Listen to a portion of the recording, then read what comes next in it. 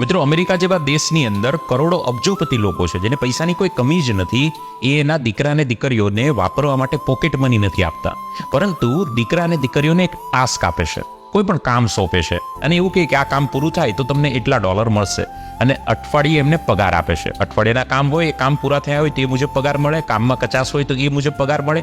એમ અમુક લોકો $80 થી $85 પોતાના દીકરા અને દીકરીને પગાર આપે છે. આ પગાર પણ દીકરા દીકરીના પોતાની સાથેના બેંક એકાઉન્ટ હોય એની અંદર જમા કરે છે.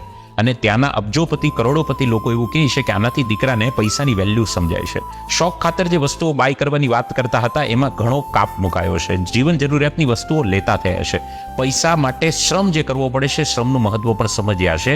અને અમુક પરિવારના લોકોએ તો સર્વેમાં કીધું કે અમારા બાળકો તો ઇન્વેસ્ટમેન્ટ કરતા પણ શીખી ગયા છે. 10, 12, 13 વર્ષની ઉંમરના દીકરાઓમાં જો આ નોલેજ આવી જાય તો કેટલું મોટું કામ થઈ જાય. આ અમેરિકામાં થઈ રહ્યું છે. વિડીયો સાંભળ્યા પછી નથી લાગતું આપણે પણ શરૂ કરવું જોઈએ?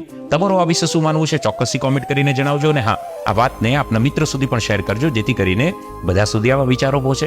અને હા, વિચાર જરૂર કરજો.